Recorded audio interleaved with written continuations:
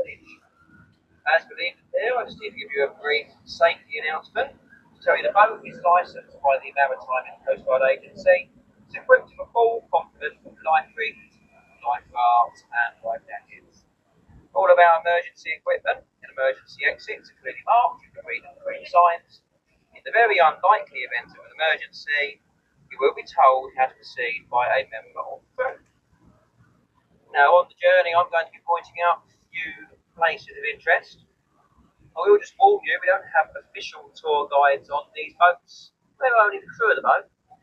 We like to point out places of interest, just to try and make the trip a little bit more interesting. So when I make a mistake or get a bit lost, do bear with me.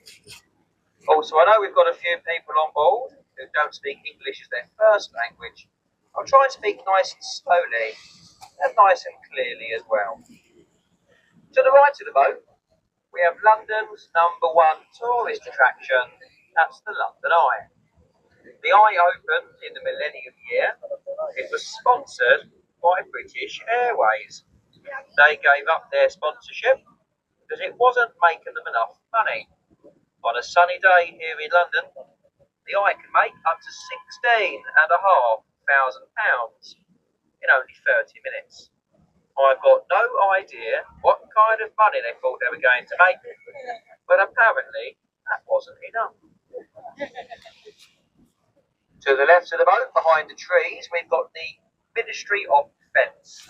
It's home to the Army, the Royal Navy, and the Royal Air Force. This building is locally known as the Iceberg.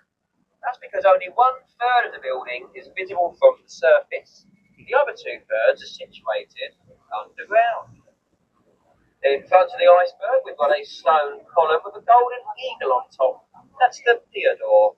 It's a memorial for the airmen and airwomen who lost their lives during the First and Second World Wars. The beak of that eagle is sent to point to the beaches in France, where many of those air crews sadly lost their lives. Now, at the rear of the eagle, that points to the Ministry of Defence. Also on the left, we've got a grey paddle steamer called Tattershall Castle. She started her life as a car ferry on the River Humber. She was brought to London to become a floating art gallery. She was a gallery for 2 years, and then she was turned into something that Londoners love instead, a floating pub. Apparently, the Tattershall made more money in her first 2 weeks at the pub than she made in the whole 2 years of art gallery. That just goes to show you what kind of artists we like here in London. Now, the bridge ahead of the boat is Charing Cross Railway Bridge. There are also 2 footbridges here.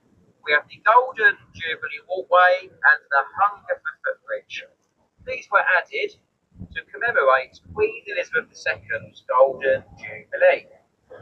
As we pass through this bridge, it's the only point on our journey today where we'll pass under and over a railway at the same time. That's because we're about to pass over the Northern and Bakerloo lines of London Underground.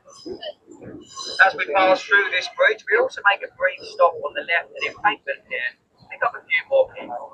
So bear with me for a few moments. Back with you when we leave the embankment.